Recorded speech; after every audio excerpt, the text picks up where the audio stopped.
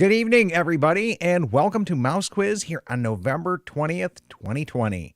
My name is Chad, and I am your host, and I would like to welcome to the show Jarrod Lentz. So, hey, Jarrod, how you doing today, buddy? Hey, good. You know, it has been, we've been talking for quite some time, and I'm, glad to finally be able to get on your calendar and get you scheduled, because... Yeah, me too. It's been a coordination process here. Yeah, so you are a Disney performer extraordinaire, in my opinion. Well, thank you. I mean, I'm going through the list of all the things you've worked on, and I'm like, Cruise Line, Dapper Dance, Lion King. You worked some with voices too, didn't you? I did, yeah. Yeah, I did. I was a part of the Christmas Candlelight cast of voices for a year, which was pretty cool. Oh, that's pretty awesome. That's pretty awesome. Well, let me bring back in Gina, our producer, as well. So, hey, Gina, how you doing tonight? Hi, I'm doing well, thank you. I'm so excited to see Jarrod. Hi, Jarrod. Hello. Yes. And then let's bring Dave, our newest member, onto the Mouse Quiz team on. How you doing tonight, Dave? Hey, how you guys doing? Doing great. Good. Well, we are looking forward to this. And if you guys could, please like, subscribe, share out our show. We've got about 24 people tuning in now, and we like to see our show grow and have people play trivia with us. So if you're just now new to the show, the story behind Mouse Quiz is way back when this whole COVID thing first started. The president came on and said, hey, all of you social media influencers, do messages to help people stay home and stay safe. I looked at it and I was like, well, I do lives, but I don't see myself as an influencer. But you look down and there's a few thousand people watching your stuff. So we ended up coming up, Gina and I put our heads together and we came up with this idea called Mouse Quiz.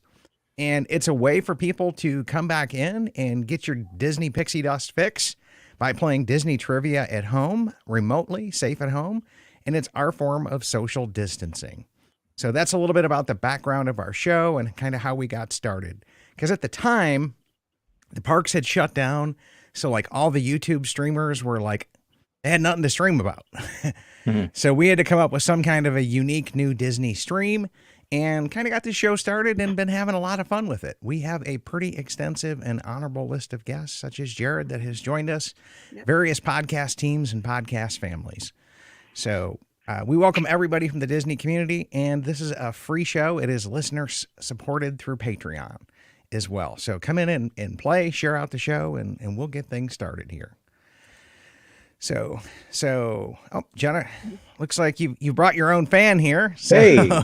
Jennifer saying, hey, Jarrod. And then Lisa saying, good evening, friends. And Courtney says, hi, everyone. And Sarah is tuning in tonight as well. And so, Jarrod, I forgot to mention to you, if you go to the comments tab on the right-hand side of your screen. I just switched over there. Perfect. You'll be able to see those and new ones will pop up, and we can do that as well. So if you're just now joining us tonight, the way we do this is you bring up any kind of a second browser tab. A lot of people play on their smartphones. And what you're going to do tonight is you're going to come over there to crowd.live/Tokyo. So I'm actually going to do this too. I am also. I haven't looked at any of the questions, so I can play for reals. Well, okay, Jarrod, we're going to disqualify you because you wrote these questions. Okay. Okay. I just want to see what it looks like. You know. Okay, but yeah, play along with us as well. And a little bit of a new thing we're doing tonight. We've reduced the time down to 10 seconds to answer the questions from 15 seconds. And it is a timer-based trivia with decreasing points. So the faster you get to the right answer, the more points you're going to get. And then at the end of the second round, we'll do like a mid-level break, and we'll be able to see how you're doing as an individual compared to everybody else who's playing. And if you've picked a podcast team or a Disney family team, we'll have a little team war as well, because we like talking a little trash among ourselves between the podcast families that play the game. Yep, it's always fun. Always fun. Always fun. So if you're just now joining us, crowd.live/Tokyo, you'll put a name in, you'll put an email in. We only send one email a week. And then if you're playing with a podcast family, go ahead and select that from the drop-down list. Otherwise, pick free agent. And I think that pretty well covers it. Gina, did I miss anything? I don't think so. I can't see how many people have signed in yet. Let me check that, and then we'll see if we're good to go. Yeah, Well, it looks like we still have a few people in to sign in.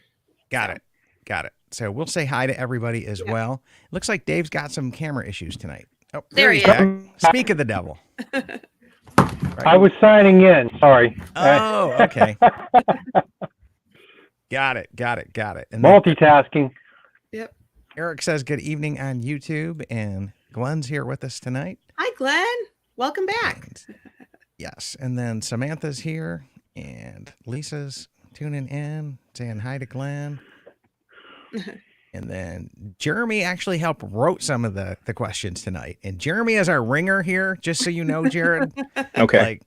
So he's going to disqualify himself and sit out one round that he wrote, okay? Okay. Or he might have helped co-wrote because we took your questions and his and kind of blended them together. Right.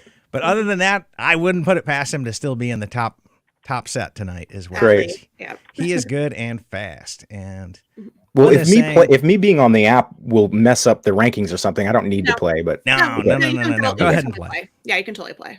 Go ahead and play, right?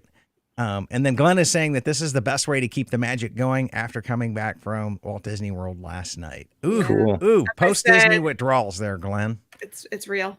So, and then Holly Drew is playing, aka Jolly Holiday. Hi.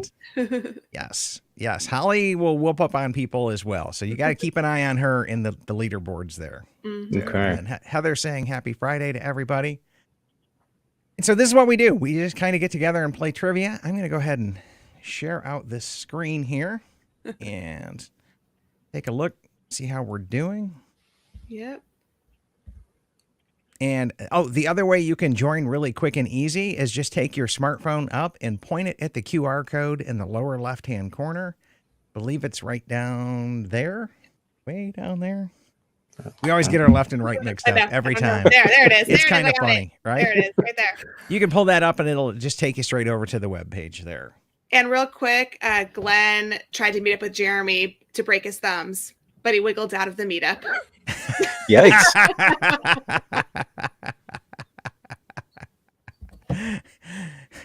Spoken like a true East Coaster there. I mean,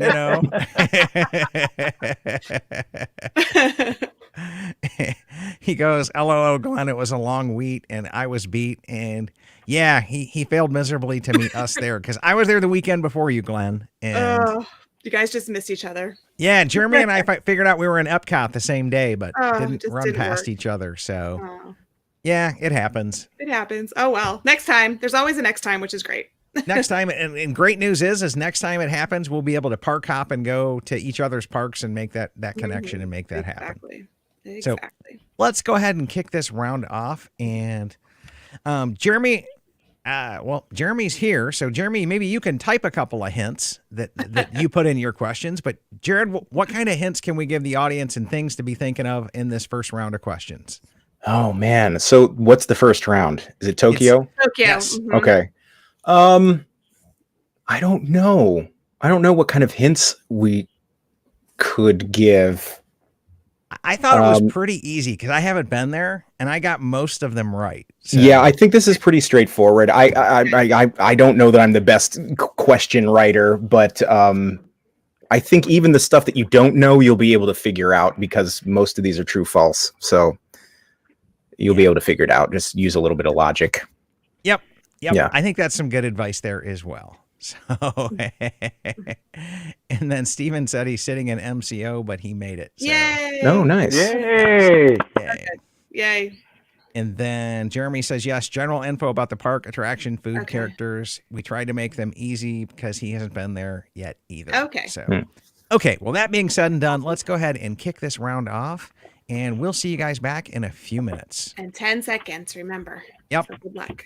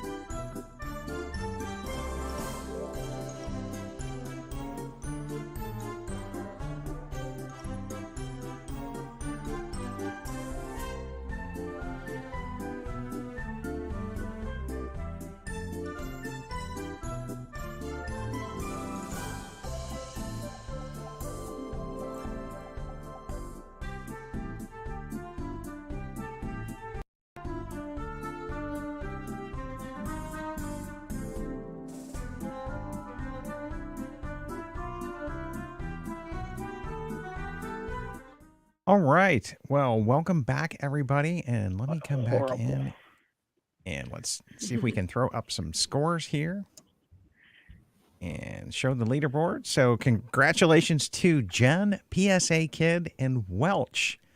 So, 9 out of 10. So, nobody did 10 out of 10 here. We're going to have to see how people did. So, let's come back in and take a Don't look look for at me.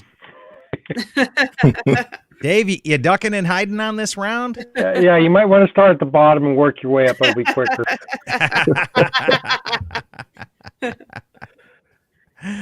Okay.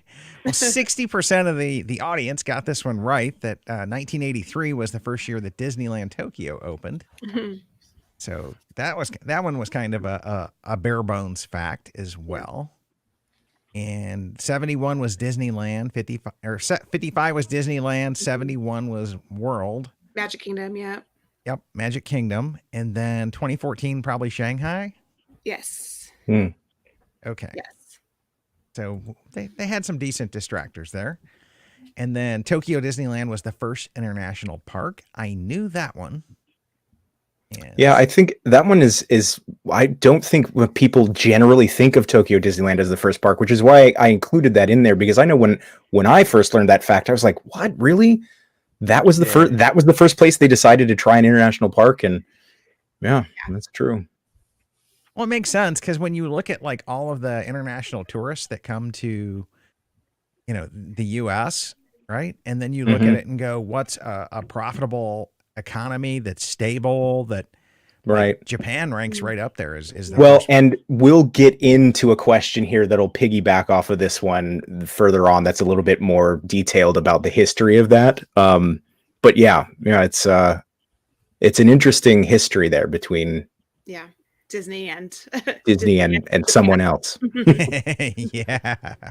Okay, so then looking at the next one, who owns the Tokyo Disney company? This one I knew and I put the wrong thing. Oh, you just fat fingered it, huh? Yeah, I was quick to choose the wrong one. That one. I was like, oh. Anyway, so go ahead, Jarrod. Yeah. So the interesting story here is that the Oriental Land Company was the company that made the first move. So here's another little trivia bonus question for you that you can impress your friends with. The Oriental Land Company is a company that's over 50 years old, and they produce what is arguably the most valuable thing in Japan. Can you guess what that would be? Land? Land. Yeah. So they invented technology that could reclaim land and push land out from the shoreline and make usable land in the ocean. Or simply to reclaim unusable sort of shoreline that wasn't stable enough to build on. So that's what they specialize in, and they do that all over the world. They don't just do it in Japan. They specialize in land reclamation and building land in water all over the world. And they do various things with it, right? So they sell it, or they lease it, or they do whatever they want to do with it. And they built this patch of land just outside of Tokyo. And they decided that what they wanted to do there with it was build a world-class tourist attraction. And they were like, we want something that's going to bring in people from all over the world to come to Tokyo that is going to be just super mega popular. And they approached Disney and said, we want to partner with you and build a Disney park here on this plot of land that we have as a tourist attraction, as a business venture for us on this land. And what was so interesting is that Disney hadn't considered at that point building an international park, and certainly not one in Japan. And they kind of thought it was going to fail.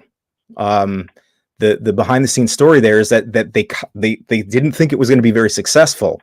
So the way they set up their contract was they were kind of equal partners for about the first 10 years. Okay. And then the contract switched to where the Oriental Land Company would take like 98% of the ownership of the property and the park and all of that stuff and simply lease the name. Can you imagine how expensive that is to lease Disney's brand? Which is what they're actually doing. Now, Disney still has a huge amount of control over what they can do with that brand and how they can represent it and all of that stuff. They have an office there, but they're not the ones. They get a set fee now from OLC forever, regardless of the profits, regardless of whatever, because they didn't think it was going to be successful, and they wrote this ironclad contract that sort of ended after 10 years. And little did they know it was going to become, still to this day, I think, the most popular Disney park on Earth, and it's still the most profitable Disney park on Earth. Is Tokyo Disney Resort. Wow. And I know it's got the reputation for being Tokyo Disney Sea is the greatest theme park on Earth. Mm-hmm. I would agree, but I feel like I'm super biased because that's where I worked. But and I also haven't been to every park in the world, so I can't officially be the expert. But from the parks that I have visited, and from what I've seen through videos and bloggers and vlogs from all the other parks, Tokyo Disney Sea is just, it's hard to describe how different it is and how beautiful it is. But there's a great documentary actually that you can watch for free on YouTube. I don't know what it's, but if you search for the history of Tokyo Disney Sea, it's like a 30 or 40 minute documentary on there that's really interesting. And, so what they'll tell you on there is that Tokyo Disney Sea is the only Disney park in the world where they made the conscious decision to ever so slightly shift the scale to favor adults more than children. Just a teeny bit, not extremely. Okay. But just a little bit. And so the things that you notice there are the architecture and the visuals. And the flow from land to land through Disney Sea is breathtaking. And I'm somebody, like, I've worked for Disney for almost 15 years now. It's not that Disney loses its magic, but you do get used to Disney magic, and kind of you experience you experienced Disney magic in a different way. It's not as common for me to walk into a park and just be breathless. Mm-hmm. But there, still to this day, if I go to that park, it's breathtakingly beautiful. And things like the food is a little bit less, it's a little bit higher quality and a little bit more of an adult palate for the food. There's still plenty of stuff for kids there. They've got hot dogs. Imagine they still got to have chicken nuggets. Right, they still have chicken nuggets and hot dogs and pizza and all of that stuff. But at every place, there's a slightly more mature option, and there are slightly healthier options at every place you go to. And so all of that adds up to make it just such an incredibly unique Disney park. And then when you throw in the Japanese culture and the magic and the amount of money that they spent on that park, it's amazing. Yeah, Christine was saying Disney Sea is unique, and that's what makes it great. And then Jennifer pointed out the Imagineer story on Disney Plus has quite a bit of history there as well. Cool. Mm-hmm. Oh, yeah. But that's a great little tip that they actually got started. Oriental Land Company that's what they did, was land, right? Right. So, okay. That was great. Now, you mentioned this previous. Trash cans are less common there? Yeah. Because people are more responsible with their trash culturally in Japan. So it's just, you just don't litter in Japan. People have no problem taking their garbage with them, even all the way back home in some cases. If you're out and about, it's not uncommon to carry a small bag of trash with you all the way back to your house if you don't encounter trash cans. And so at Disney, they don't have to put a trash can every 5 feet down every path. Unfortunately, we have to do that here in the States. Otherwise, people will just they'll throw it or they'll set it down. Yeah. So, the answer to that in the United States is that Disney just makes throwing away your trash really convenient. It's really convenient. There's always, you can't move your arm and not hit a trash can in the United States. But because culturally people are a lot less likely to leave trash on the ground or leave it sitting on a bench, the trash cans are hidden. They're literally hidden in some cases. They're facaded with stuff that fits into the theme of the land, and they're just not as many.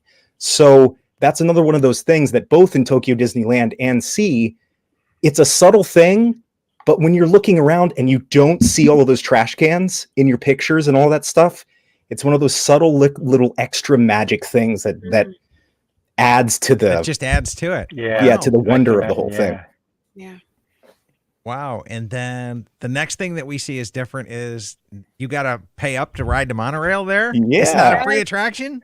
No. Yeah. So the Disney monorail is technically part of like the public transportation system. Yep. And it operates that way. So like if you get off of the main train station, off of the main sort of public transit that drops you off literally at the gate of Disney, if you want to get... I'm gonna have to see which park is the one that you want to get to. So the easiest park to get to is Disneyland from the train station. So if you want to have an easier time to get to Disney Sea, you hop on the monorail. That might be reverse, but either way, the monorail, it's not super expensive. I think it's like $3 or something. Yeah. And but it is like a public transport thing that just happens to be in the little Disney ecosystem, and it's a full Disney experience. It's but totally I decorated. mean, you gotta do it. You know what I'm My saying? friends take photos for me and show me that it's Disney out. It's like, look, it's the train is all Disneyfied. Right. Yeah. Awesome. And one of the cool things too, another great feature just in the engineering and the Imagineering of Tokyo Disney Sea, there's a view inside the park where, because of the way they have the park laid out, they have a big body of water inside the park up against this wall. And then Tokyo Bay is right on the other side of that wall. It appears to be on the other side of the wall. So it looks like this wall just opens up into the bay. Mm-hmm. But in reality, there's like a 6-lane highway, and the monorail track runs behind it. But they specifically dipped the monorail track down to ground level for that section, just so that they could maintain the illusion that the Tokyo Bay comes right up to the edge of the park. Yeah. Which to me, again, is just amazing. Classic Disney thought and forethought, but maybe with a little bit more, because like that was who knows how many millions of dollars extra to alter the monorail track just to maintain this vista from inside the park. It's worth it though. Yeah, it's amazing. Definitely. Yep. Yeah, Russell on YouTube comments that the railroad inside can't have 2 stations. Otherwise, it would be considered a public transportation. Mm. So it just probably goes One on trip. a loop, right? Right. And There's a loop, yeah. Yeah. And okay. And then the name of the villain, Tokyo Disney Sea, Harrison Hightower. I would have had no clue on that one. But yeah, I mean, I knew just because I went on it. But that was a good question, though. That's a really good trivia question. Yeah. Jeremy comments here that it was a fun fact that Harrison Hightower is stylized after Joe Rohde. That is a fun fact. That's great. So, he has a big earring. Big droopy ear and earring too. So, okay. Right. And he says yes, and the distractors were fun on this one as well. They certainly were. Yep. Okay. So coming then over to question 7 then. The name of the hotel, Tokyo Disney Hotel MiraCosta. Mm-hmm. And it looks like they didn't rip off a complete American hotel there. Although had you put Disneyland Hotel Tokyo, I probably would have guessed that one. I would have too. Yeah. You would have had me on that one, right? Yep, and then unique snack found only there. Here you just had to do a little bit of logic, okay? Reading. Right. Yeah.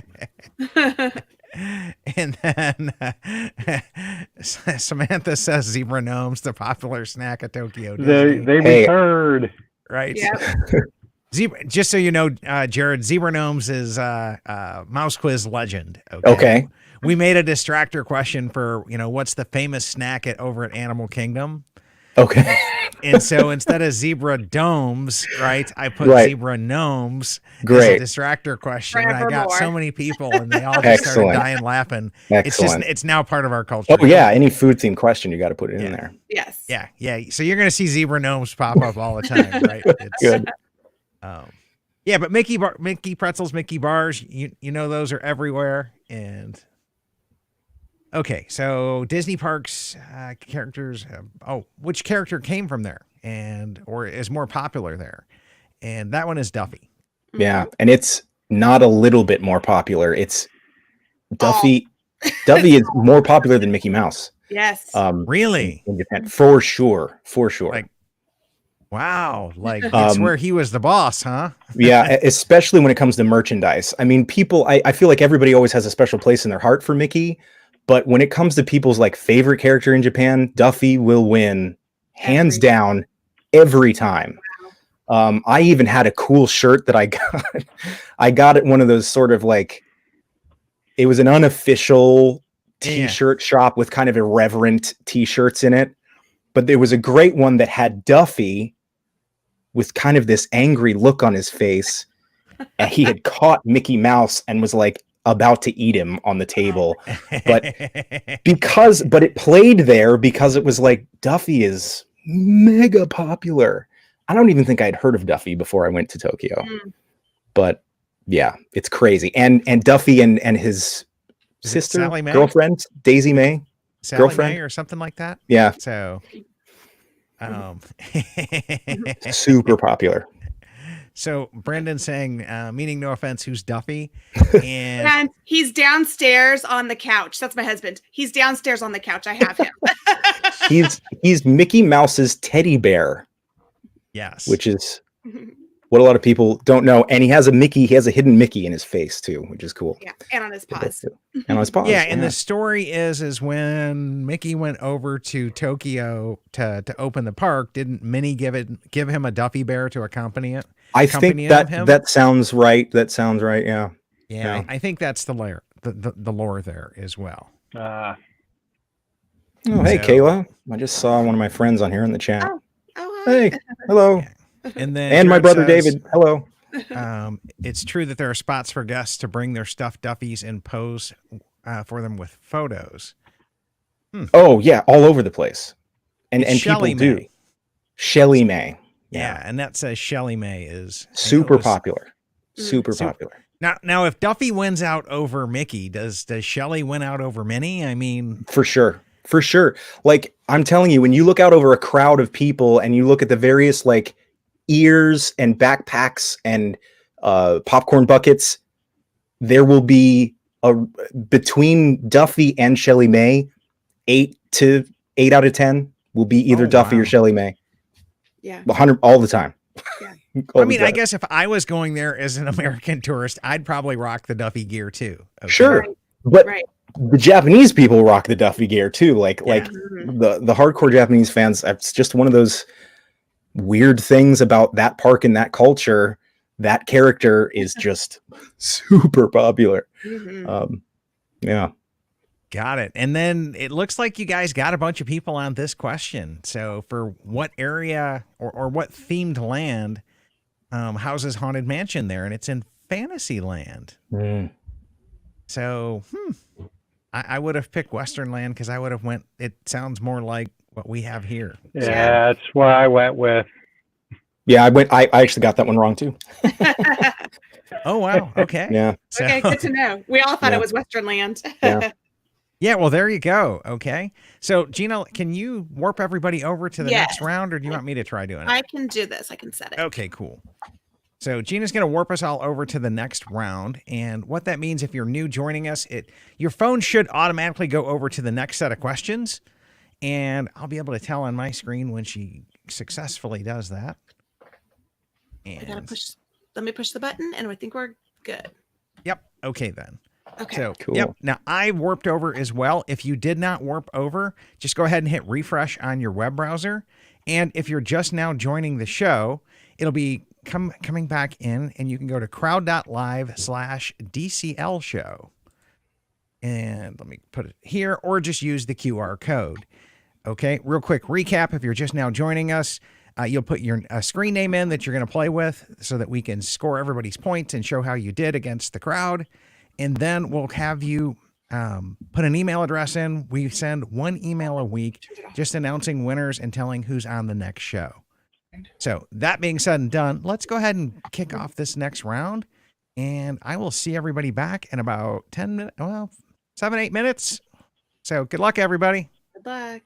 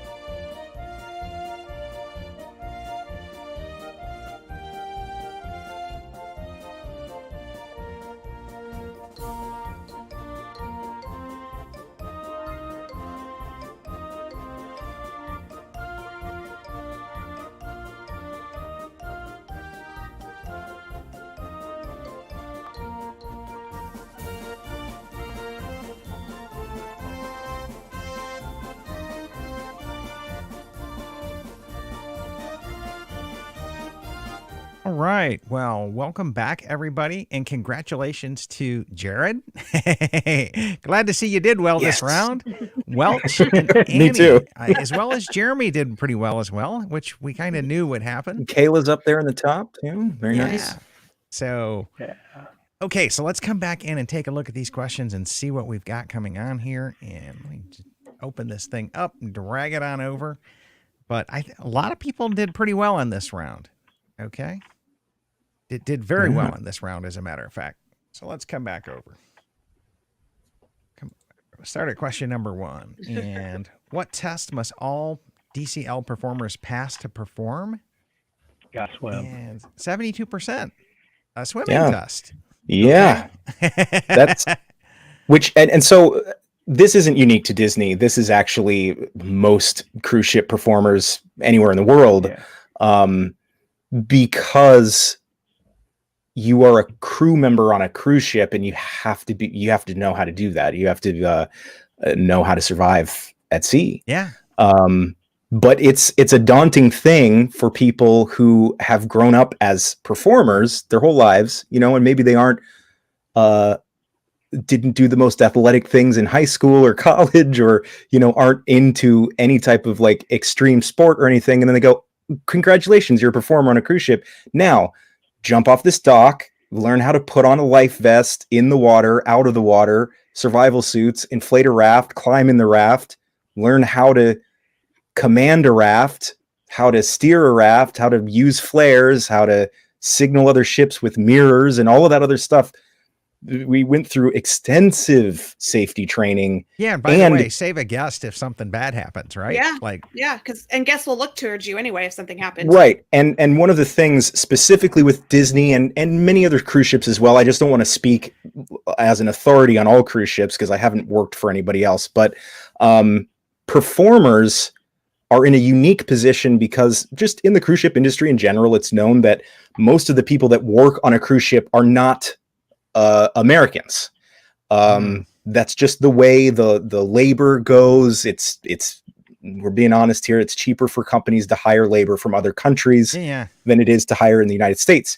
So what that means is that very often the people who work on American cruise ships, English is their second language, or maybe their third or fourth language. And so performers are very often put in positions of leadership for emergency situations right off the bat, because what we do is communicate. And so they rely on us to communicate in those high pressure emergency situations as well. Yeah. So like all of the performers in my cast, we're all assembly station leaders, which means that we are the people responsible for gathering the people at a specific assembly station, loading them into the lifeboats, and maintaining the chain of command once that lifeboat leaves the ship. So the chain of command shifts, and then you have a different chain of command. And I'm the assembly station leader is like fourth in command of a boat of potentially 300 people. There's a lot of stuff that we had to learn about crisis management and how to deal with panicked people and all of that stuff. And I just think that that's one of those things that, man, performers don't get enough credit for on cruise ships, because no kidding, because not only are we performing, but we're also safety experts. Right. Oh, wow. I would have thought you guys would have been kind of like a little bit more of the cushy job prima donna types, right? Yeah. No, you guys are busting it out there in safety and everything else. Right. Huh? And so we have to pass Coast Guard drills, and we're drilling those things. The Disney Cruise Line obviously takes safety to 120%. And we participate in all those crew drills that happen twice a week on the boat. You know, when you get on the cruise line as a guest, you do one emergency drill within the first couple of hours that you're on the boat. We do drills 2 to 3 times a week the entire time we're on the ship, not, you know, without fail. And we're tested, written and practical tests. And like I said, the biggest test before you can officially, we're already on the boat at that point that test, the in-water test happens, but people do not pass it and have to leave the cast. It didn't happen for us, but it's not uncommon for a performer to freak out with the swimming part or to get super claustrophobic in the raft and kind of have a panic attack. And they're very gentle, and they'll give you every opportunity to pass. But if you don't pass, you can't work on the cruise ship. You can't be there. That makes sense, right? And I guess as a consumer, I kind of like what you're telling me. Of course. In a weird, creepy kind of way, right? That's part of the reason why I really wanted to include this in here is, one, I don't think enough people know that the people who you're seeing on stage bringing the incredible Disney characters to life are also highly trained cruise ship safety experts. They got your back, man. You know, so I think it's cool, and I'm proud. You know, I have all of these random certificates now: crisis management and survival at sea, and just weird things you'd never think you'd have. So I don't know. I think it's cool. You're like, I'm a performer, and I can save your life. Right. And I'll give you anti vomit tablets as you get on the raft. Right. I'm with Christine here. You know, she says, wow, I could sit here and listen to Jarrod talk all night about his knowledge for all things Disney. Oh, well, thank you.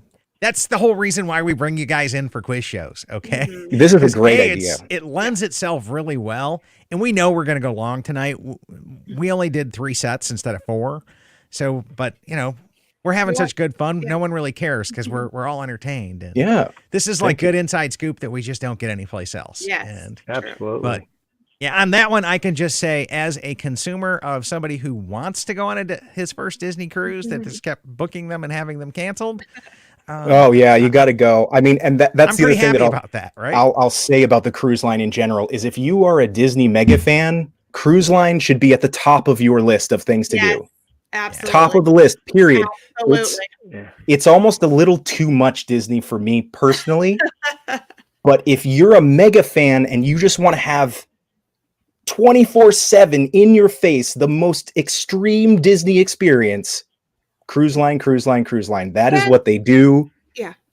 And they deliver on that. Jarrod, at the same time, you can get away from the Disney, which is awesome too. So you want to unplug from the Disneyness, go to the adult deck. You're good.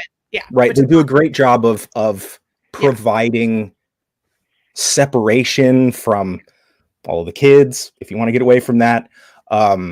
Now you're talking my language. The Disney cruise experience, if you're an ultimate Disney fan, even if you're not an ultimate Disney fan, it's just an awesome experience. Sure. And that's what I've heard too from the guests that I would speak to as well, especially when it was their first time cruise. They're like, oh, we were a little bit nervous. We didn't know if we were going to like this because it's so family friendly.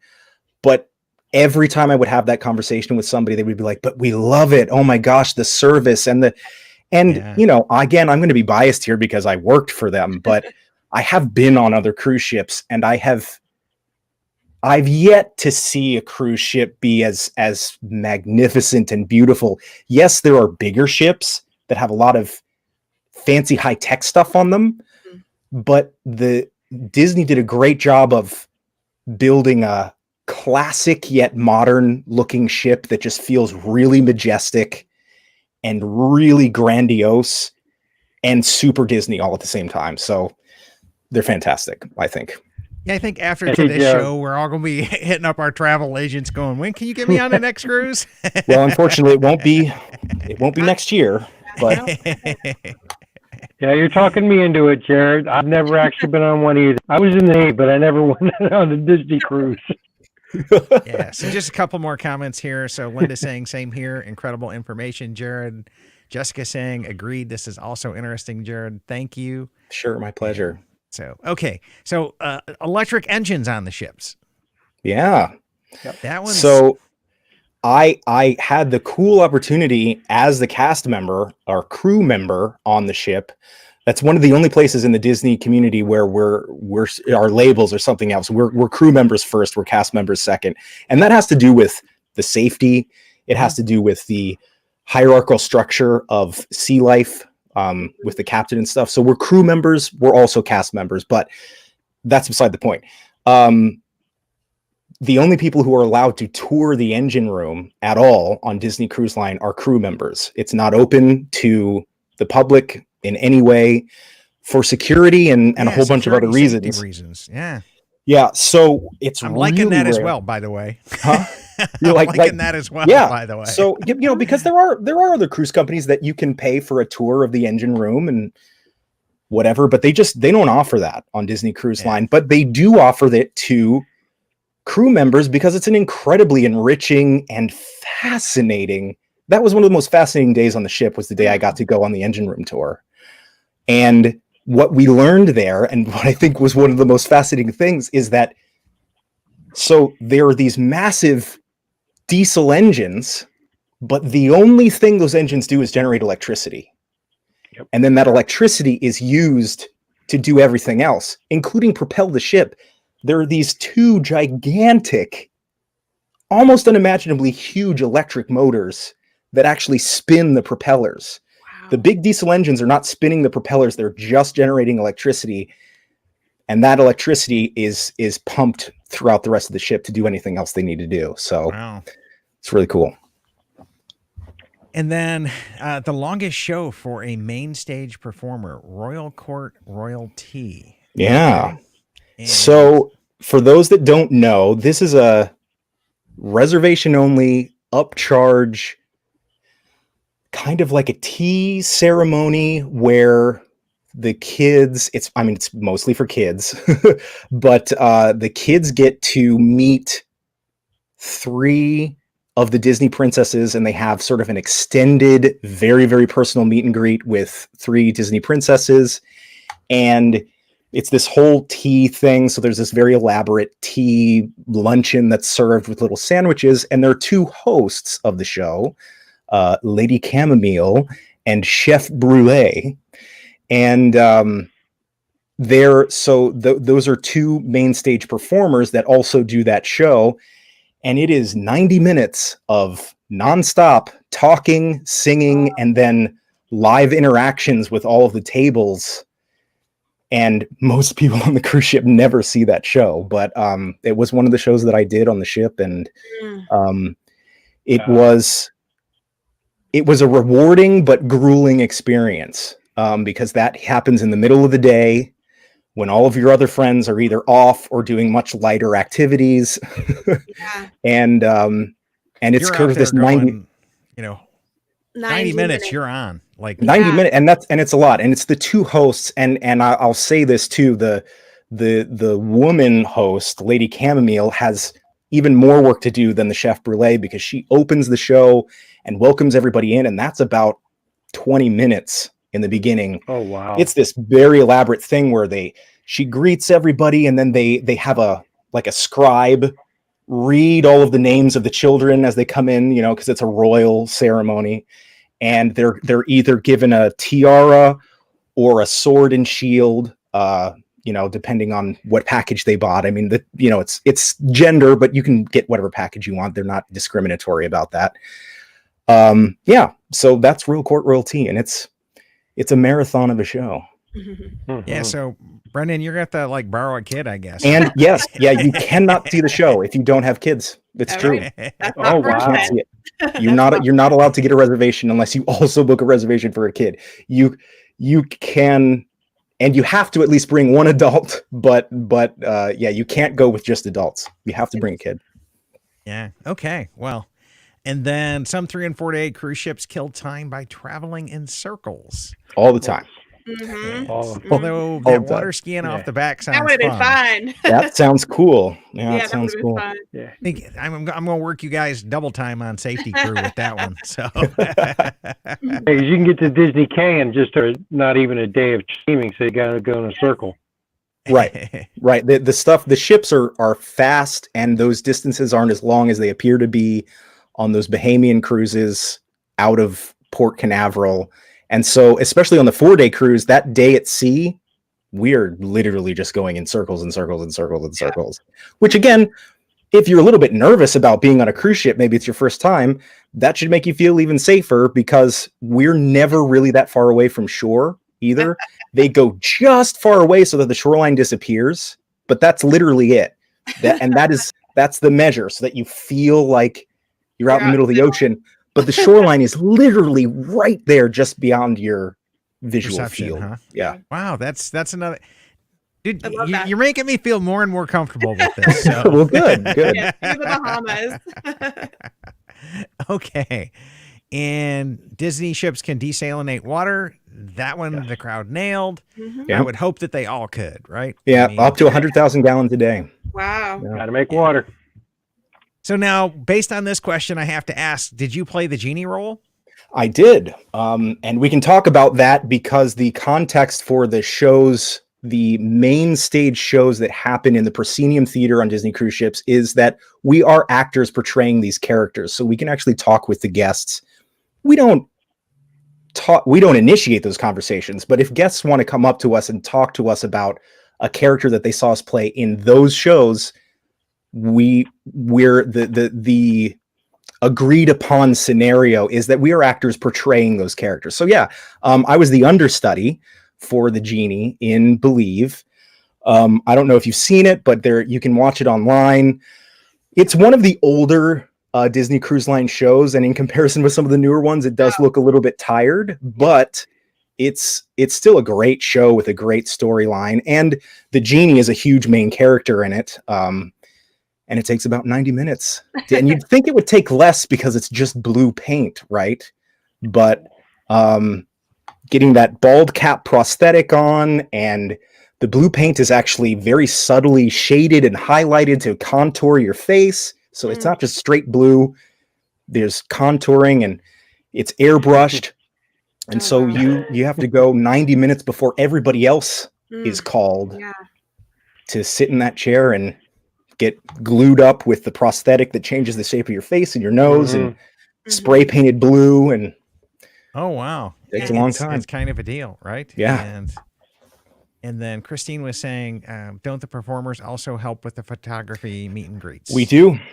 So the character greeters, we help fill out that staffing. Some of the character performers are also character greeters, but yes, I mean, every week we have 7 hours of additional character greeting responsibilities on top of our safety duties, on top of our trainings, on top of our rehearsals that we still have to have for various reasons throughout the week. You're not just working that 90 minutes and you're done. No, and that, and again, it's not like, oh my gosh, we had the hardest job, but I think that there's a lot that the performers are doing that people don't necessarily know is happening in order to create the Disney experience on a cruise ship. The Disney experience is a lot easier to create when you have virtually unlimited numbers of people, which is the case in the parks. It's not completely unlimited, but virtually you can have... Yeah, you could pop in another college student. You know what I'm saying? You can. And you can have all of these characters in this totally rich environment because you literally have thousands of people behind the scenes making that happen. There are only 1,500 people working on a cruise ship, and they're still creating that feeling of 24/7 characters popping up in shows and experiences and interactions. And basically what that means is the entertainment department on the cruise ship, they're working their butts off, to make that happen. I came to that summation that being a cast member on a cruise ship or a crew member on a Disney cruise ship, y'all are probably, working 16-hour days or some ungodly amount like that. And 7 days a week. And especially the character performers. They are the absolute heroes of the entertainment department on the cruise ships. Heroes. Yeah. I can imagine that as well. And so, so Disney Dream was assembled in Germany. And I think we got that one from Imagineering Story as well. Yes. I think that's where I knew that one as well. But I kind of Rivers of America dry dock. Yeah. Yeah, you got me. I knew it wasn't the other show, but I'm like, is it really Germany? Yeah. A company named Meyer Werft. Okay, and then what will the new Disney cruise ships not include in the crew cabins? And no bunk beds. No bunk beds on the new ships moving forward, starting with the Wish and moving forward, which is an industry first. They are the only cruise line in the industry to guarantee that no crew member will ever sleep in a bunk bed. That's great. Amazing. Yeah. Amazing. They Great. have been doing industry first in the cruise industry ever since they started, and pushing for both guest experiences, first and still only cruise line to do fireworks at sea, but also their crew experiences. And that was a huge moment. I was on the ship when they had an internal sort of like announcement to the crew, and when they unveiled those images of the cabins with no bunk beds. That's awesome. Unbelievable. Yeah. Awesome. Main I bet every stage crew member performers. in the world just lost their stuff right there. Yeah, no, that's awesome. Yeah. And anybody, Yeah. So I think that that's a wonderful, wonderful thing. And it's a great precedent that Disney's setting. And they certainly didn't have to do that. They did my that gosh, because like- they want to attract the best talent at all levels. So they want to be highly, highly competitive with who they attract to work on their ships. Mhm. And that's Sure. one of the ways that they're doing it. So crew gets Duffy, huh? Yeah, I chose the stuff. I'm like, it can't be a I did really? too. I know. I couldn't believe that either.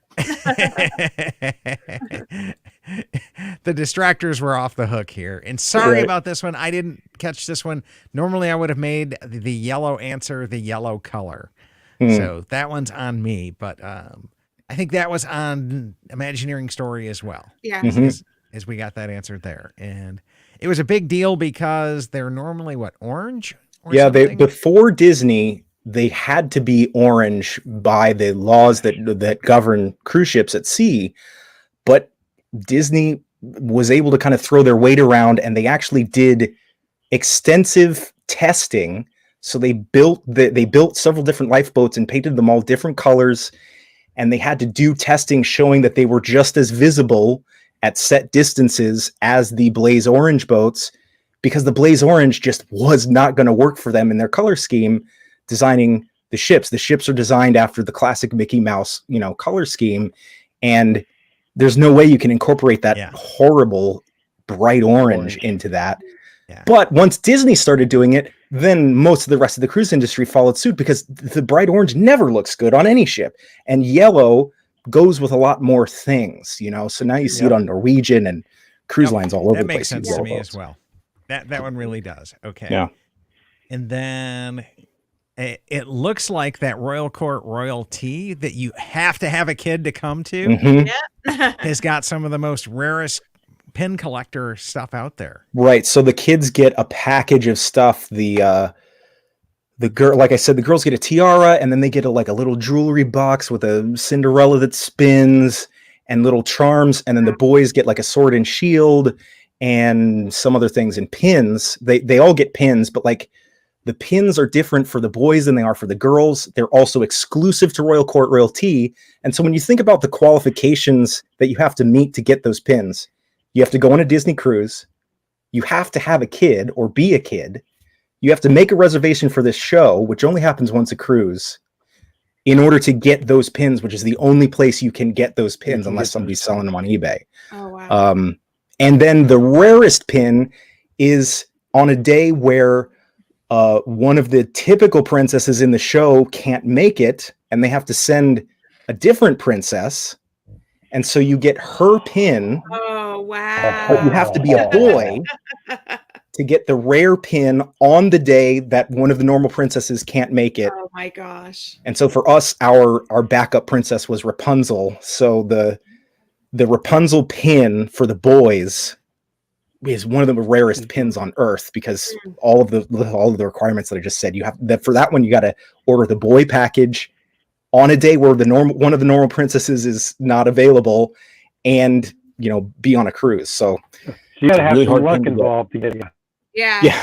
yeah. Yeah. And so Kelsey is asking here about the trivia code. We are about ready to switch over to the next round. And I'll put it up for her right there.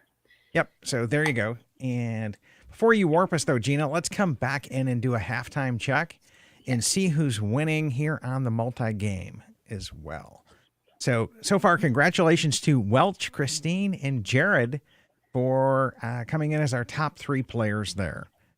So 18 out of 30, 17 out of 30, and 19 out of 30. And of course, we haven't hit the last 10 yet.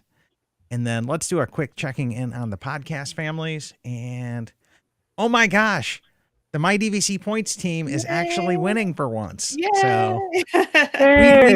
it's normally like my whole team is the ones putting on the show. So we don't even Right. normally make the top 3. And so hopefully Honor Jeremy Tells is right there.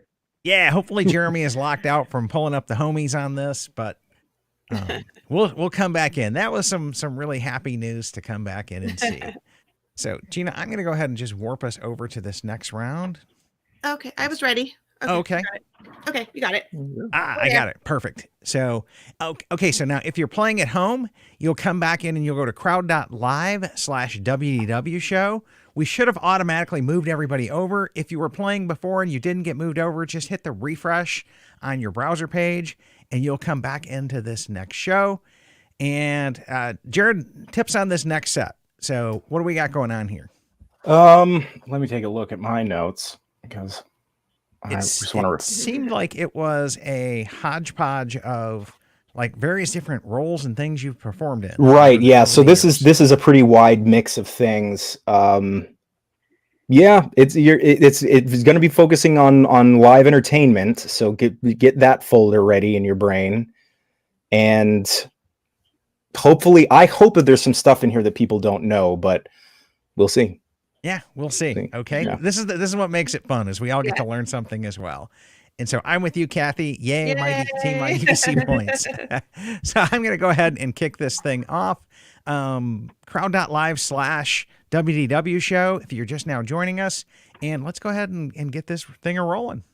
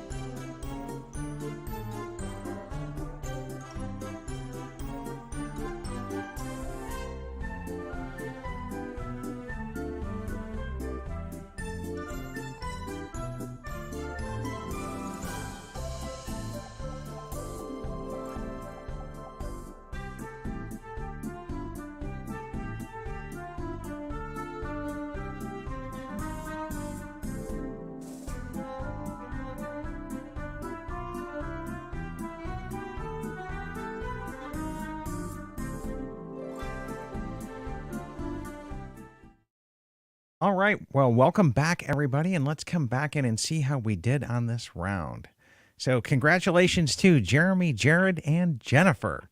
So our top 3 players here, and something's flaky going on with those rankings. It doesn't want to. Yeah. Wow. Now it's super speed. Yeah, it's super speed. Holly, yeah, I can't even read them. They're so fast. So anyways, congratulations to everybody who played. Let's come back into this, and let's see how we did as well. So I'm going to come back over to this screen, and we'll come over to the questions. And I know there's some good stories in here. Yeah, so. there was some. I have some questions about these too.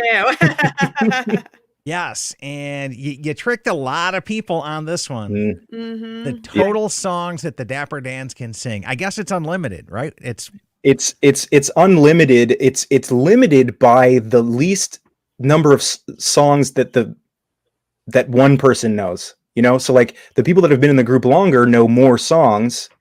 And so there was one group while I was full time with the Dapper Dans for 3 years.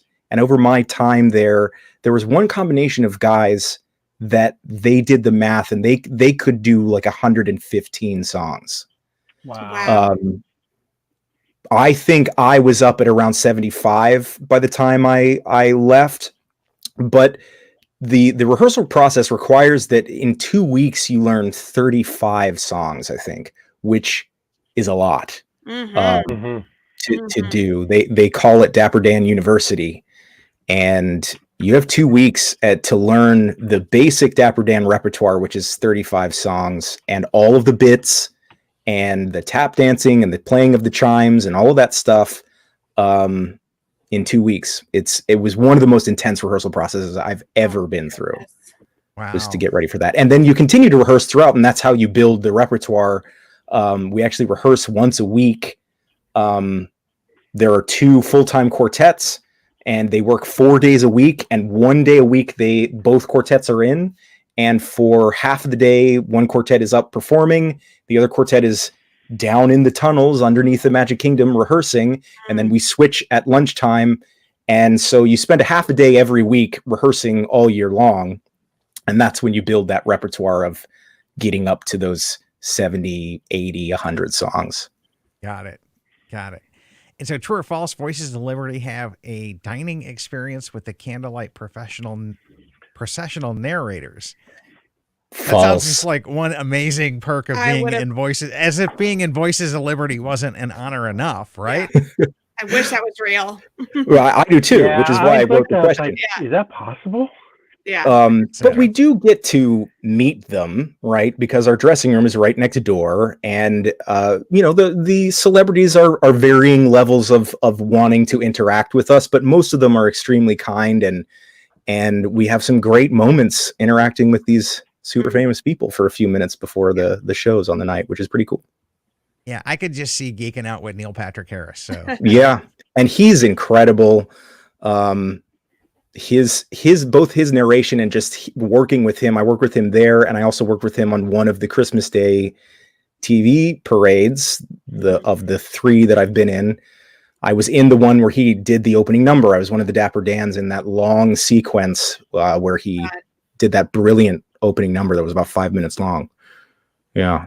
Wow. Okay. Great to work with. Great guy. Really down to earth. Very professional and not a diva at all. Really prepared, really willing to do the work, and also willing to, as much as he can, meet each person and introduce himself and take at least a moment to like say hello, which is incredible for somebody like that. He doesn't have to do that, you know?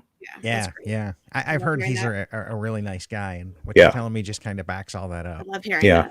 And then the crowd did really well on this question, that the Christmas Day TV show is filmed sometime in November or early December. Because I have heard of people showing up on Christmas Day thinking they were going to be live. And every year, hundreds and thousands of people show up thinking that they're going to experience that. And it's just kind of a normal day / one of the worst days to go. In my opinion. It's a really crowded day. It's so crowded, and okay. And then the Halloween version of the Dapper Dans, the Cadaver Dans. You got me again on this chat. Oh my god! You missed this one, Dave? I should be fired. I should be fired for that. Yeah, So- it's the Cadaver Dans, and it's a great if you get the chance to go to Mickey's Not So Scary, which is the place you normally find them. They can appear some other places sometimes, but the place to normally find them is Mickey's Not So Scary Halloween Party in Frontierland. They're dressed as dead cowboys, and they sing Western tunes in barbershop quartet style. So cool. It was They were a on super fun cavalcade gig to get earlier this month. Yeah, right? in October. In October, we got to see them. Yeah. Oh, great! Yeah, that's right. Because they did have them there for the Halloween stuff this year, which is great. And that was cool. In the cavalcades, and that was really cool as well. And then what happens at Town Square every day at 5 p.m. The crowd did really well here with the flag retreat ceremony, which is an incredible thing to join the Dapper Dans on in honor of Veteran of the Day. Yep. Yeah, and I find that this audience, I feel like, knows that, but there are lots of people that have no idea that happens every day, and it's such a powerful, touching moment that's so important, and so many people I just feel like just don't know that happen. The Main Street, what's the name of the band? The Main Street Band. That's not their name. But you know what I'm talking about. We have the Disneyland band. The Philharmagic, right? Okay. I don't know. Yeah. Anyway, Somebody in the crowd will play. post it. So they play, and the Dapper Dans sing, and then a veteran of the day who was chosen from the guests who were in the park that day is presented with the folded flag, and they do a short march down the street, and it's just really cool. It's really powerful. I've live streamed it. If I'm there in the park and it's going on, I just stop and live stream it because it's an incredible experience. Yep. So, okay then.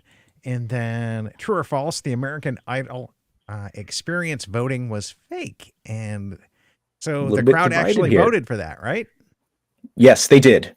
The voting was 100% real, and it had to be for legal reasons because we were giving away real prizes.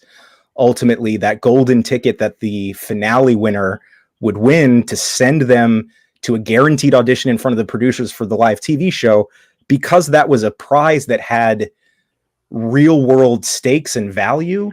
That voting was 100% legit and 100% real. So there was no manipulation there whatsoever. Cool. Got it. Yeah. Dave, I heard a moan here. Did we get you again? Yeah, I was like, I don't know about that one. And then this one was a trick question. Well, not really a trick question, but just two right answers. Two right answers. And so between the two right answers, it looks like we got 91% of the people. Mm-hmm. So I'll take that as well. And I just included both Barbershop Harmony Society, which is the modern name of Spepsqua. But I love the Society for the Preservation and Encouragement of Barbershop Quartet Singing in America. It's so great. It's just a great name.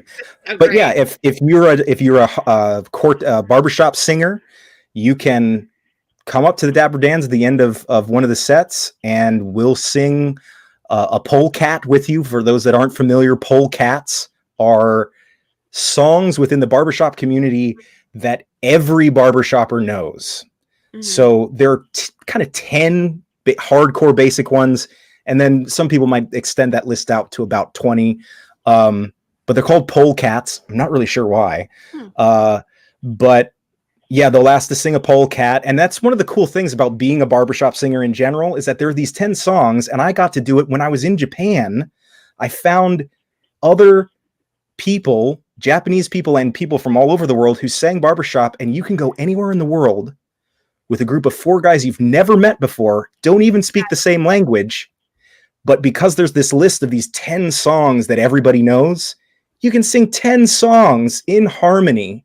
That's awesome. With these people anywhere in the world at any time.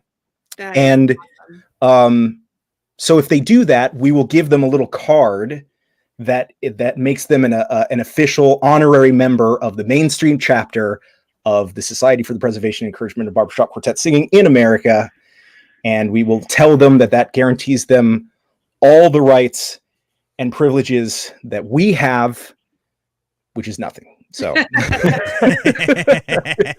that plus $5 will get you a cup of coffee at Starbucks. That's right. Yeah.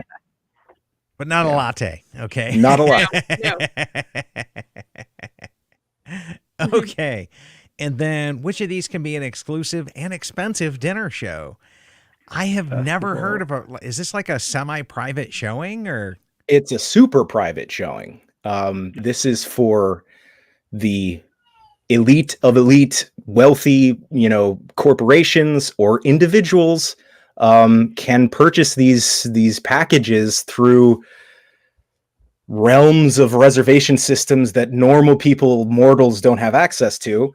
And I did a handful of these very, so like sometimes it's like 20 people. They clear out all of the seats that are on the ground level in that theater. Those benches come out and they replace them with these beautiful tables with incredible elaborate, place settings and all this stuff. And a lot of times there will be a band that plays ahead of time. And then for the dessert or after dessert course, the entire Festival of the Lion King show happens right for these like 20 to 30 people who have had this exclusive thing that happens after the park's closed. And it's pretty amazing. And, we always loved it because it's always overtime. Oh, yeah. No kidding. But so it's after the park's closed. Sounds like they can afford to pay that overtime check when they sell one of those. Right. Yeah.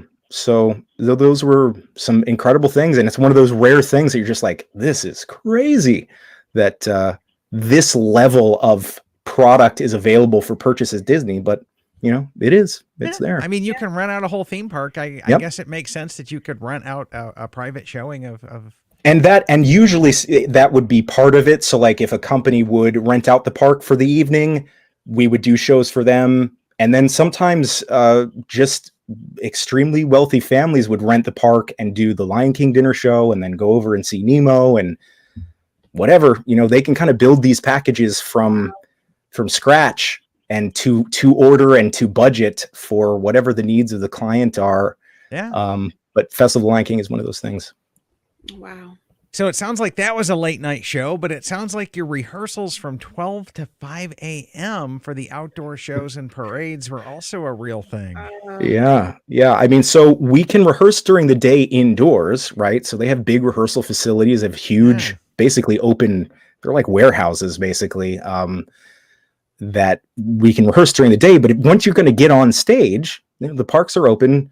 Well, typically the parks are open 365 days a year. And when are you going to rehearse on stage? The only time you can rehearse on stage is not only when the park's closed, but when also there isn't maintenance going on and the daily cleaning and all of that stuff that has to happen regardless of what else is going on. So that's why it's 12, because, after the park closes, there's stuff that has to happen. They have to do the security sweeps and make sure the park's empty and do maintenance and repairs. So we usually can't start those rehearsals until midnight. And then we have to be done by 5 because then the preparations for the next day start to begin. The cleaning and maintenance and painting and all of that stuff has to happen then. So 12 and 5 a.m. Wow. Yeah. Wow. When it happens. You got me on this one, Jared, because daughters, when we go there for dance, it's always right around 10 to 11:30. They go to the backstage of Epcot for their dances with the performers. I was like, oh, it's that one. Yeah, we try to be a little bit kinder to like the guest performers, like when the high school kids come in or the college choirs or groups or whatever. They'll try and make exceptions for them to come in at 10:30 or 11 or be done by midnight or whatever. But for us, we got to wait the regular till midnight.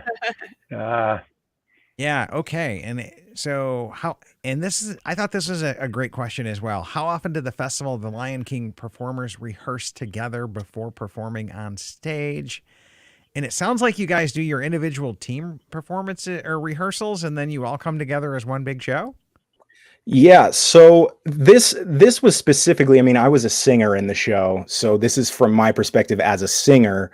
We'll go through a rehearsal process and they'll try to get you to, there are 4 singers in the show and they'll try to do the best that they can to get you to sing with every possible combination of people. But that cast, the cast of that show, the total size of that cast is enormous. It's hundreds of people because they have to have staffing to do that show up to 10 times a day year round. So I think, I mean, I'm not exactly sure, but I think the number of full-time singers under normal conditions at Festival of the Lion King is around 30, you know, plus subs, plus 20 to 30 subs who don't do the show full time, but are there to be called in. So it's almost impossible to sing with every possible combination of 4 people that could be in that group, all of those permutations. And it was not uncommon. It was not uncommon for you to be singing with somebody on stage for the very first time. Wow.